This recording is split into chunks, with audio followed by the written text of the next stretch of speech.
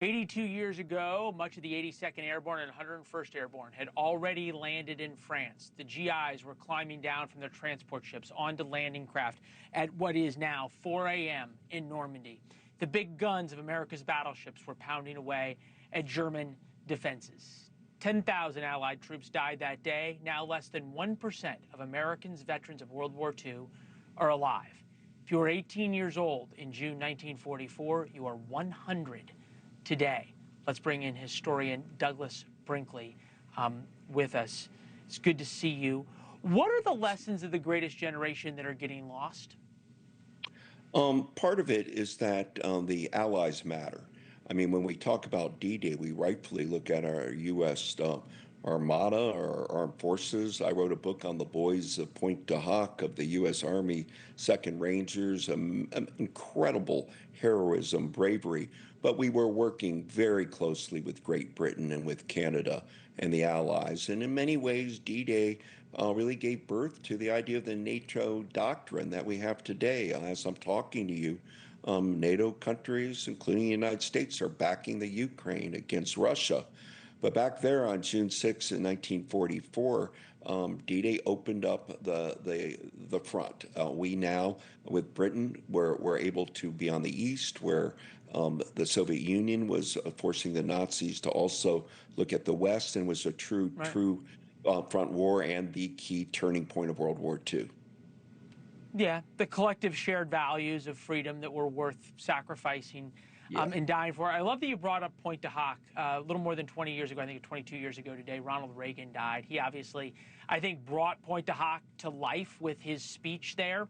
I think it was the 40th anniversary of D-Day, June 6th, 1984. So much of this generation that you've studied, though, didn't demand or even want recognition, and Reagan gave it to them. What has been the arc of how D-Day has become to be known as something so outstanding, when I think for much of the generation it was their job, and then they came back and built America?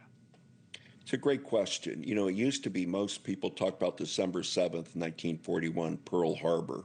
But it was Ronald Reagan there at 2 speeches he gave in Normandy in 1984 that started saying, look, this was the moment. This is the beginning of the liberation of Western Europe. We still have Eastern Europe to liberate from the iron boot heel of the Soviet Union.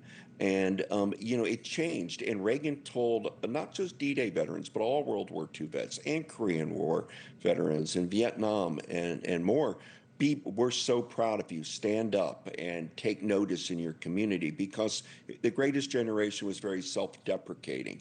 And just in the nick of time, Reagan was able to make sure that these veterans of D-Day and elsewhere in World War II knew how much we loved them. And these were American-grown heroes in towns from Kansas and Minnesota, California, Florida, Maine. They were everywhere, and it became a healing and a great remembrance that World War II was the pivot point of the 20th century. Without D-Day, who knows, it would have taken a year longer for another kind of invasion. Hitler could have developed the Vengeance missiles that could have done even more damage on London and potentially aimed for the United States in New York or Boston. So it was the timing and everything worked like clockwork. And I'm just so glad you're taking time to remember June 6, 1944. Yeah, America did its best. Douglas Brinkley, America did his best. Ronald Reagan did his best as well at Pointe du Hoc. Appreciate you being with us. Thank you for watching. Subscribe below and download our NewsNation app right now on your phone, and you will get fact-based, unbiased news for all Americans.